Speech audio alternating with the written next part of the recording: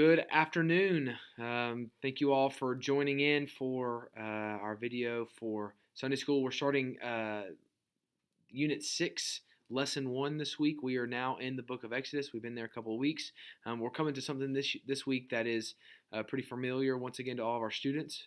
But I believe that there are some topics that we approach in this passage that are very relevant for our students today. So I just want to give you kind of maybe four focuses of this lesson that we can bring out for our students. First of all, we see here one that we are all worshipers. We are all worshipers. I love this quote at the beginning of the teaching plan on page 90. It says this. It says, "Worship is like a river forging a path through the Grand Canyon. It's always moving. We are always worshiping, but the direction of our worship changes based on what we're focused on and what we want most that day." And that is so true about who we are as human beings, that we're all worshiping something, and the way that we understand what we're worshiping is what gets our greatest attention, what we focus on, what we put all of our heart into. That's what we do.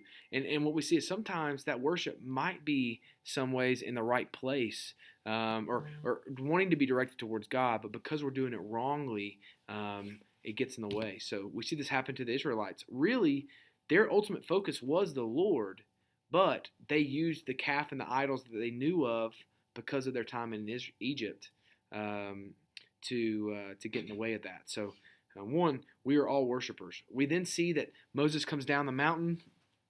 He's angry when he sees this. He throws the tablets down and he breaks the tablets. And then going on to that later on the passage, you see that God is going to strike down the Israelites. He's going to destroy them. Why is that so? Because we all know, too, the second thing we need to focus on is that God is the only one who is worthy of worship. He's the only one worthy of our worship. And if that seems extreme, I love it says this. It says, if God's response to the people's idolatry seems extreme, it's because we don't understand the weight of our own rebellion against God. See, our God, perfectly holy and perfectly just, will not tolerate sin. He is a jealous God, and he's able to be jealous because he is perfect. He is holy in all ways. He is the one who is the only one worthy of worship. Think about you like with your kids. You want your kids to mind you, not because you're a tyrant or these things. No, because you are worthy to be minded, right? They should. You know more than them. You have what's best in line for them. And when they do their own thing and they don't mind, it hurts you as a parent because you know that they are not obeying what they're supposed to obey. So, one, we are all worshipers. Two, God is the only one worthy of worship. Three, our idols always fall short. Always fall short of what they were supposed to be. Look at this on page 92. It says this: our idols will always fall short of what we expect them to do because they are created things meant for our enjoyment, not our fulfillment. In this way, our idolatry makes us like the woman at the well in John 4, always drinking water and never being satisfied.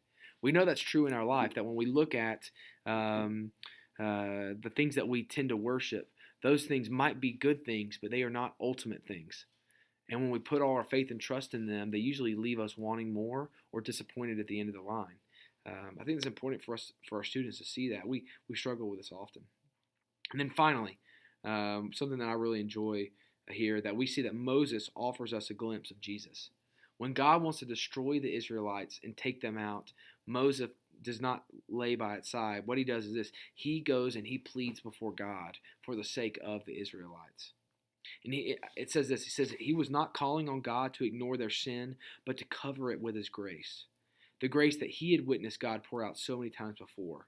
Look at this. Moses went as far to offer for God to take his life as a substitute if punishment was required.